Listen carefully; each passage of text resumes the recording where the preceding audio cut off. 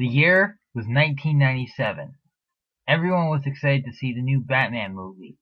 However, when they saw it for the first time, not a lot of people were expecting this.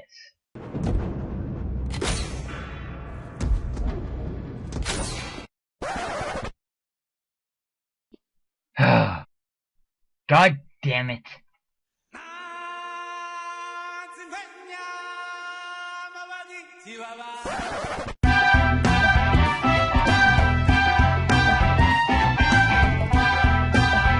The following program was created for the sole purpose of defending films that are often seen as hated that most people are comfortable agreeing with.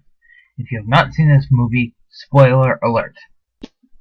Hello ladies and gentlemen, and welcome to a brand new series, defending over and underhated films. For the premiere, I'm going to be analyzing Batman and Robin.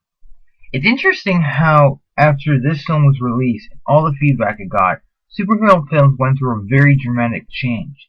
As a result of this change, the Dark Knight trilogy, the Spider-Man movies, and even the latest Superman movie, Man of Steel, were a response to Batman and Robin. But why?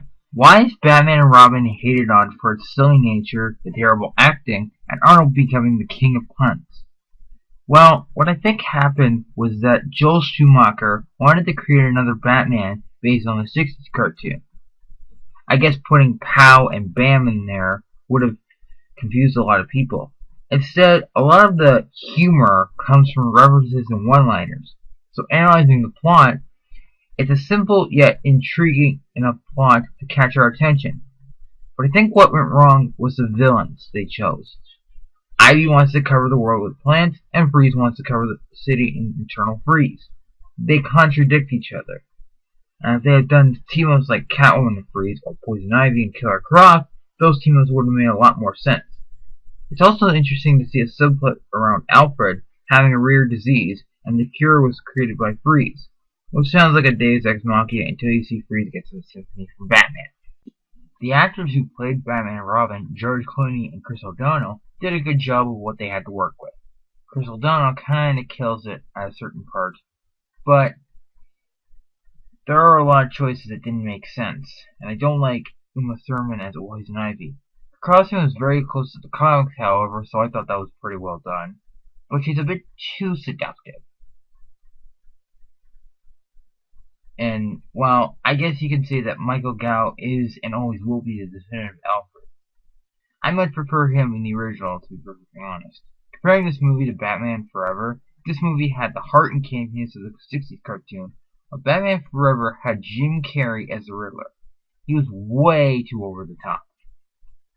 At least the ice puns are clever at times, and Robin gets to yell cowabunga while surfing through the sky, which I thought was pretty decent. Honestly, this movie, as I see it, deserves some praise. However, that being said, there are parts that I really don't like, but it doesn't deter from the overall experience. So, on the hate scale, the movie generally got a 31 out of 10, believe it or not. But being me, I would honestly rank this movie on the hate scale an 8 out of 10. Trust me, there are far worse movies than this one. If it wasn't for this movie, the Christopher Nolan franchise wouldn't exist at all, and you wouldn't get the superhero boom we have today. Thank you for watching. I will see you in the next video. Oh dear God.